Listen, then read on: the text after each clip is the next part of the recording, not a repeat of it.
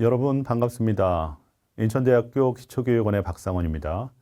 오늘은 대학인의 글쓰기 네 번째 시간이고요. 네 번째 시간은 선조들의 독서법에 대해서 공부해 보겠습니다.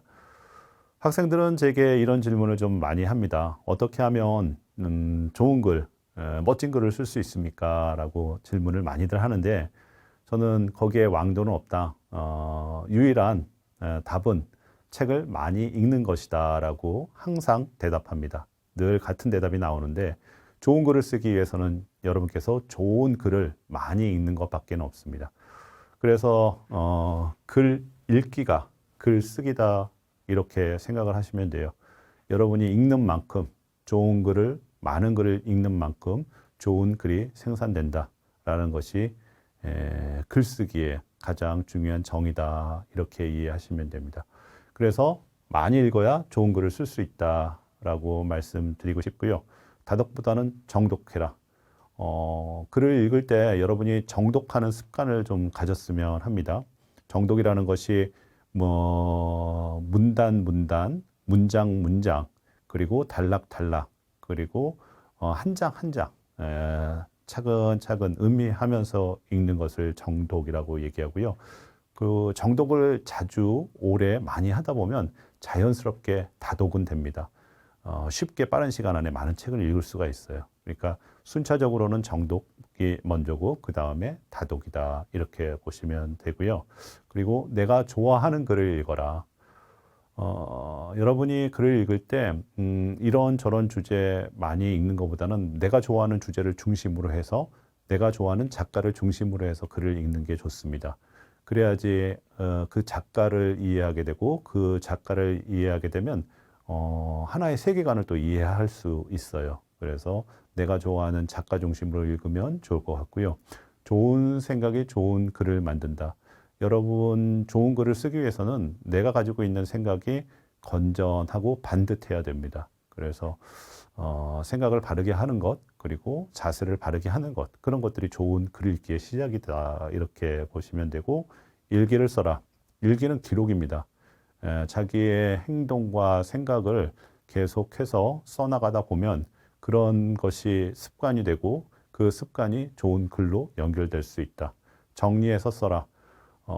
저는 지금도 수첩을 가지고 다녀요. 그래서 제가 했던 일들, 그리고 앞으로 해야 될 일들을 좀 적는 습관을 가지고 있습니다. 그것이 1년 후에 또는 5년 후에 10년 후에 내가 어떻게 살았는지 돌아볼 수 있는 계기를 만들어요. 저는 빙산의 일각이다 이렇게 보시면 되는데, 빙산은 빙산에 우리가 볼 수 있는 그 빙산 부분보다 그 밑에 잠겨져 있는 부분이 더 큽니다. 그러니까 많이 읽어야지 좋은 글이 아주 조금 나올 수 있다. 늘 기억하시면 좋을 것 같아요. 글 읽기는 나를 보다 깊게 이해하게 만든다. 글은 텍스트입니다. 어떤 텍스트를 읽고 우리는 그 텍스트에 담겨진 의미를 해석하게 되는데, 미카엘 바흐트는 이렇게 얘기해요. 작가 자신이 텍스트를 이해했듯이 주어진 텍스트를 이해하는 것, 그러나 그 이해는 보다 더 훌륭할 수 있고 또 그래야만 한다. 작가들은 자기가 생각했던 사유나 아니면 경험을 글로 씁니다. 그 글을 우리들은 읽게 되죠. 그러나 어떤 순간이 오면 우리는 그 작가보다 그 사실이나 역사적 사실이나 어떤 감정에 대해서 보다 더 생생하게 그 실체를 이해하거나 느낄 수가 있습니다. 그러니까 글을 쓰는 사람도 중요하지만 사실은 글을 읽는 사람이 그 텍스트를 잘 해석하는 것들이 보다 중요하다라는 것을 여러분 꼭 인지하십시오.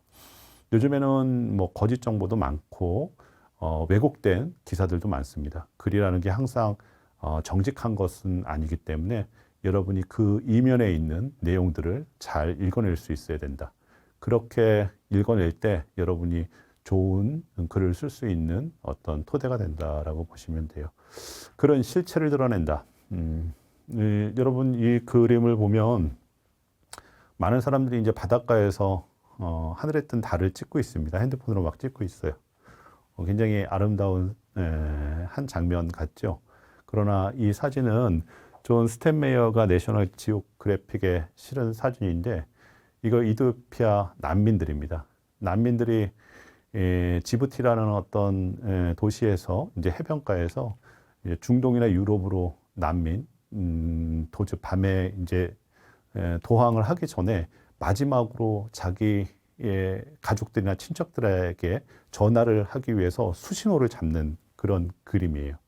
그래서 우리가 어떤 실체를 왜곡하지 않고 볼 수 있는 방법은 글이라는 것을 통해서 실체를 보다 더 극명하게 인지하고 이해할 수가 있습니다. 그래서 글은 굉장히 실체를 드러내는 중요한 수단이다라는 거 아시면 될 것 같아요.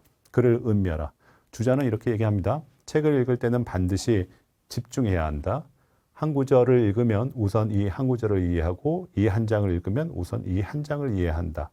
반드시 이 한 장을 철저하게 알아서 비로소 다른 장을 볼 수 있으니 다른 장, 다른 구절을 아직 생각해서는 안 된다. 음미하면서 늘 책을 읽으면 좋은 글을 쓸 수 있다라고 얘기를 하고요.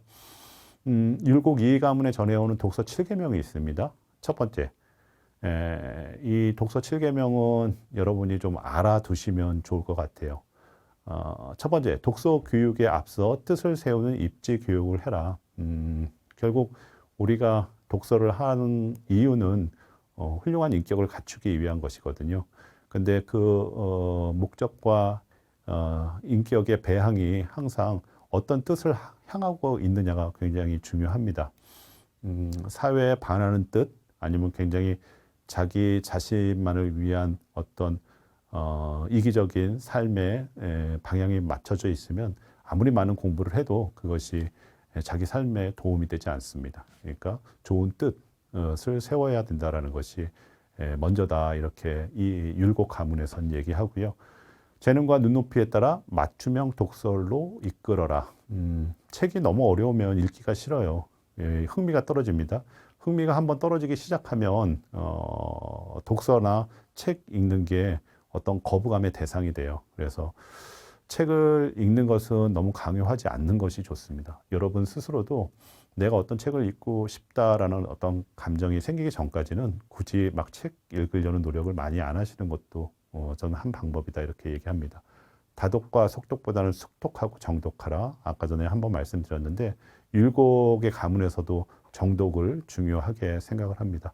다섯 번째, 교양과 전공, 선택으로 나눠 독서 리스트를 만들어라. 리스트를 만들면 좀 좋은 게 내가 어떤 책을 읽었는지 다시 한번 돌아볼 수가 있습니다. 굉장히 뿌듯해요. 저는 중학교 때 책을 많이 빌려다 봤는데 한 달에 이렇게 어떤 책들을 빌려서 봤나 이렇게 리스트를 이렇게 돌아보면 많을 때는 한 100권 정도 된 때도 있었습니다. 그래서 여러분께서 리스트를 좀 정리해서 책을 읽으면 좀 좋을 것 같고요. 여섯 번째, 좋은 문장을 메모해 집안 곳곳에 걸어 두어라. 이거를 이제 편주라고 얘기를 하고 그러는데 자기가 좋아하는 문장을 써서 책상 앞에 이렇게 붙여두세요. 그러면 여러분이 그 문장을 다시 한번 자기 마음에 되새기는 어떤 시간을 가질 수가 있습니다. 일곱 번째, 책을 평생 손에서 놓지 마라. 율곡께서는 이렇게 얘기합니다. 독서는 죽어야 끝이 난다. 굉장히 좀 공격적인 문장이고 이야기인데 평생 공부하는 것을 어떤 숙명이나 운명처럼 받아들여라라는 뜻입니다. 이 공부라는 것이 뭐 독서로도 할 수 있지만 배우는 자세, 마음의 가짐이 있어야지만 사람은 어떻게 죽지 않는, 사멸하지 않는 영혼으로 살 수가 있습니다. 내가 늘 모자라다는 것, 그리고 세상은 늘 변한다라는 것, 그리고 새로운 것을 늘 배울 수 있는 용기와 그런 도전만이 나를 또 새롭게 한다라는 것. 그래서 평생에 책을 놓지 말라라는 것이 이 율곡 가문의 마지막 교훈이었습니다. 그래서 독서 7계명은 좀 알아두시면 좋을 것 같고요. 선조들의 독서법. 독서법은 이제 여러 가지 방법이 있는데 저는 이제 선조들이 했던 독서법을 한 6가지 정도로 좀 나눠봤어요. 그래서 첫 번째, 세종 이도의 토론형. 세종은 집현전 학자들하고 토론하는 것을 굉장히 좋아했습니다. 그래서 어떤 책의 어떤 구절을 같이 읽고 토론을 많이 했어요. 그래서 세종이 읽었던 책 읽는 방식은 토론형의 어떤 독서법을 가지고 있었다면 정조 이사는 요약형. 정조 이사는 오경백편이라고 해서 시경, 서경, 역경, 춘추, 예기의 가장 좋은 문장들을 요약합니다. 그래서 그 요약한 걸 가지고 책을 만들어요. 그래서 요약의 달인, 가장 중요한 어떤 요체들만 좀 모으는 어떤 글읽기, 글쓰기를 했던 게 정조 이사이다. 이렇게 이해하시면 될 것 같고, 연암 박지원은 경험형이다. 이렇게 보시면 됩니다. 연암 박지원은 경험을 많이 해요. 여러분이 잘 아는 열하일기의 내용들을 보면 굉장히 감미롭지만 대부분 자기의 여행 수필이다 이렇게 보시면 됩니다. 그래서 자기의 경험을 바탕으로 해서 글을 써나가는 게 연암 박지원의 경험형 글쓰기다 이렇게 보시면 되고, 태계 이황은 논쟁형. 조선조에서 가장 유명한 어떤 논쟁을 사단 칠정 논쟁이라고 얘기해요. 기대승하고 태계 이황하고 같이 논쟁한 형식인데, 이런 논쟁을 통해서 글쓰기를 계속 발전시키는 게 하나의 방식이다 이렇게 보시면 되고, 다산 정약용은 다독형. 정약용은 500권의 책을 썼을 정도로 많은 책을 썼지만 그 이전에 많은 책을 읽었던 배경이 있습니다. 그래서 정약용은 어떤 다독형의 독서법을 가지고 있었다라고 보시면 되고, 율곡이인은 정독형. 아까 전에 조금 전에 이제 율곡 가문의 7가지 어떤 독서 윤리를 좀 배웠다면, 율곡이인은 굉장히 정독해서 글을 읽어가는 습관을 가지고 있었다 이렇게 보시면 돼요. 조금 더 구체적으로 한번 내용 들어가서 한번 읽어보도록 하겠습니다. 율곡 같은 경우 경목요결에서 이렇게 얘기해요. 어떻게 얘기를 하냐면, 좋은 습관은 좋은 사람을 만든다. 사람의 용모는 못생긴 것을 바꾸어 예쁘게 할 수 없다. 육체의 힘은 약한 것을 바꾸어 강하게 할 수 없으며, 신체는 키 작은 것을 바꾸어 크게 할 수 없다. 이것은 이미 정해진 분수라 고칠 수 없다. 그러나 오직 마음과 뜻은 어리석은 것을 바꾸어 지혜롭게 할 수 있다. 또한 모자란 것을 바꾸어 어질게 할 수 있으며, 지혜보다 아름다운 것이 없고 어짐보다 귀한 것이 없다. 뜻을 세우는 것이 귀한 이유는 공부를 해나가면서도 오히려 다다르지 못할까 두려워하고 물러서지 않음을 생각하고 또 생각하기 때문이다. 사람이 비록 학문의 뜻을 두었어도 성인에 이루지 못하는 것은 낡은 습관 때문이다. 좋은 습관은 충성과 믿음으로 하면 된다. 일찍 일어나고 옷은 반듯하게 입고 꼿꼿이 앉으며 말과 대답은 신중하게 하고 작은 일도 하찮게 여겨 가볍게 여겨서는 안 된다. 이렇게 율곡이인은 얘기를 하는데요. 율곡이인은 공부를 할 때 바르게 앉는 것, 신중하게 말하고 대답하는 것, 그런 부수적인 것들이 공부에는 더 중요한 기본적인 요소다 이렇게 얘기를 하고요. 그리고 가장 먼저 자기의 뜻을 올바르게 하고 있는지, 자신의 영리와 명예와 영역을 위해서 자기가 공부를 하고 있는지, 아니면 우리 공동체의 어떤 선량한 목적을 위해서 내가 공부를 하고 있는지, 이 두 가지에서 입지를 좀 잘 세우면 여러분이 조금 더 행복한 인생을 살 수 있는 어떤 토대가 되지 않을까 싶어요. 율곡의 독서법, 공부법이었다 이렇게 보시면 되고요. 다산 정약용 선생의 독서법에 대해서 좀 얘기를 해볼게요. 다산은 이제 여유당, 늘 이제 경계하면서 산다라는 호를 가지고 있었는데, 다산 정약용은 자신의 두 아들들에게 편지를 씁니다. 그래서 우리가 공부를 왜 해야 되는지 또 어떻게 해야 되는지에 대해서 좀 설명을 해요. 나는 젊었을 때 새해를 맞으면 미리 1년의 공부 목표를 정하곤 했다. 너희에게 권하는 것은 부지런한 공부와 독서다. 무릇 독서란 매번 한 글자라도 뜻이 분명치 않은 것과 만나면 널리 고증하여 그 자세한 근원을 따져 물어야 한다. 스스로 설명하고 글로 짓는 일을 날마다의 일가로 삼아라. 사람은 늘 자신의 일에 부지런해야 한다. 오늘 할 수 있는 일을 내일로 미루지 않는 것이 부지런합니다. 예, 공부하고 독서가 우리가 실천해야 될 삶의 가장 기본적이고 중요한 어떤 행위다라고 정약용은 새해 첫날 아들들에게 주는 편지에 이렇게 얘기를 해요. 그리고 이제 공부는 거처를 바르게 하는 것부터 시작하라고 얘기해요. 여러분 책상에 앉아서 독서를 시작하실 때 주위에 산만하지 않게 좀 정리를 하고 시작하시면 좋을 것 같습니다. 그리고 이제 뭐 이렇게 쭉 얘기하고 책상에는 맑은 향을 놓아두고 서가의 마당에는 석류나 치자, 백목련, 국화 계절마다 볼 수 있게 해라. 공부하는 주위의 환경이 좀 아름답고 따뜻하면 좋다라는 얘기입니다. 예. 그리고 이제 또 혹 한 글자 한 글자 한 구절을 남에게 지적당하면 속으로는 그 잘못을 알아도 그럴싸하게 꾸며 굽히려 하지 않는다. 이게 학문적 글쓰기에 좀 중요한 내용인데 학문적 글쓰기를 하다 보면 다른 사람에게 비판을 받게 됩니다. 그게 이제 과정이에요. 그런 비판을 통해서 내가 이제 더 발전을 해야 되는데 많은 사람들이 그 비판에 대해서 힘들어해요. 근데 이제 그런 비판을 능히 감수하고 그런 비판을 또 즐기기도 해야지 자기가 발전할 수 있다라고 자식들한테 얘기를 해줍니다. 그래서 항상 무릇 의논하고 교류하는 사이라도 이 같은 근심이 있다. 무슨 일에서든 진실로 잘못을 깨달았으면 마땅히 그 자리에서 생각을 바꿔서 생각하고 자신을 발전시킬 수 있어야 된다라고 정약용은 얘기를 합니다. 그리고 이제 정약용은 아까 전에 말씀드린 대로 좀 다독형 독서를 많이 하는데 다독을 하려면은 이런 방식으로 하라고 얘기해요.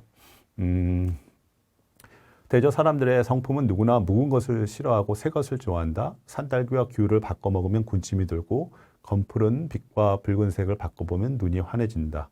그래서 그런 까닭에 시경, 서경, 주역 얘기, 국어, 한서, 사기, 논어, 맹자의 올바름을 읽고 장자, 이소의 자유롭고 기이함을 매달 바꿔 읽고 철마다 섞어 읽어 봄에 마치면 가을에 다시 시작한다. 여러분이 글을 읽을 때 굉장히 딱딱하고 어려운 전공 과목의 글도 중요하지만 사실은 그런 것에서 좀 벗어날 수 있는 자유로운 뭐 소설이나 수필, 시도 여러분에게는 사실 중요합니다. 그래서 이런 것들을 번갈아서 계속 읽어 나가다 보면 좀 지치지 않고 좀 실증내지 않고 글을 읽을 수 있는 방법이 돼요. 그래서 이런 독서법도 있다라는 거 좀 아시면 될 거고 여러분이 생활에서도 한번 적용을 해보시면 좋겠습니다. 독서는 저는 이렇게 생각을 합니다. 세상을 바라보는 안목을 만든다. 여러분이 독서를 통해서 다른 사람은 세상을 어떻게 보는지 이해하실 수가 있습니다. 그런 이해를 바탕으로 세상을 좀 보시면 여러분의 경험은 한정될 수밖에 없어요. 그 한정된 어떤 경험을 통해서 무엇을 판단한다라는 것은 매우 위험할 수가 있습니다. 그런 위험을 감소시키는 방법 중에 하나가 세상에 많은 사람들의 글을 읽어보는 거예요. 그렇게 읽어보다 보면 모든 사람들이 보편적으로 생각하는 답을 알 수가 있습니다. 그런 답과 어떤 모든 사람들의 보편적인 행위를 통해서 여러분들이 어떤 선택을 한다면 보다 더 좋은 결실을 얻을 수가 있습니다. 그래서 세상을 바라보는 안목을 만드는 게 독서다. 두 번째, 보다 편안하고 행복한 삶을 만든다. 저는 독서를 통해서 사람은 행복해지고 편안해질 수 있다고 믿습니다. 독서를 하는 그 자체는 어떤 행위이기 때문에 어떤 노동력이 필요해요. 그래서 쉽게 책을 읽는다라는 것은 어려운 일입니다. 그래서 여러분이 좀 노력을 해서 책을 읽어야 되는데 보다 편안하고 행복한 삶을 만드는 기초에 항상 독서가 있다라는 것 알아두시면 돼요. 그리고 독서는 나를 확장한다. 처음에 말씀드린 대로 자기의 경험은 한정될 수밖에 없는데 독서를 많이 하다 보면 다른 사람의 경험과 시야를 이해하게 되고 그러면 여러분의 의식은 점점 확장될 수가 있습니다. 그러니까 큰 사람, 독서는 큰 사람을 만든다 보시면 되고 나를 새롭게 한다. 사람은 늘 정체되어 있습니다. 그러나 세상은 발전하고 변화를 이뤄갑니다. 그래서 정체되지 않은 삶을 살기 위해서는 늘 새로운 정보를 입수하고 그 정보를 나에게 맞게 또 재가공해 가는 과정들이 필요해요. 그래서 나를 새롭게 만드는 과정이 또한 독서다. 뭐 신문 읽기가 대표적인 거겠죠. 그 다음에 나를 바꾼다. 나를 바꾸는 계기는 여러 가지가 있습니다. 경험을 통해서도 바꾸기도 하고요. 어떤 뭐 병이 와서 바꾸는 계기가 내 생활이 바뀌는 계기가 되기도 하고요.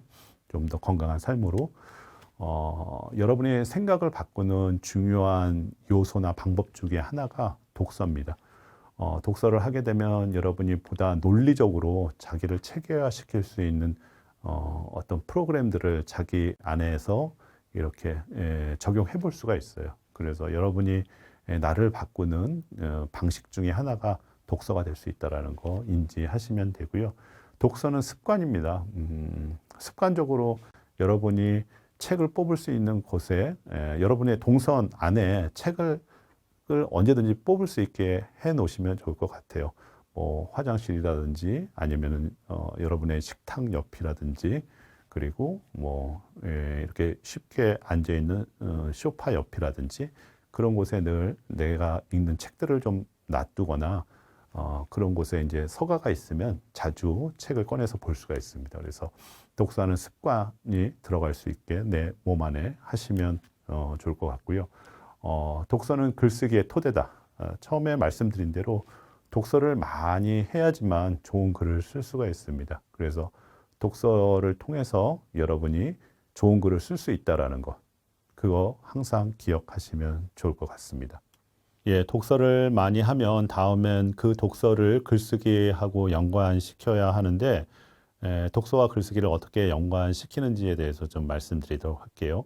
일단 독서를 많이 하게 되면 여러분들의 사고가 정확하고 명확하고 객관적인 시야로 좀 바뀌게 됩니다.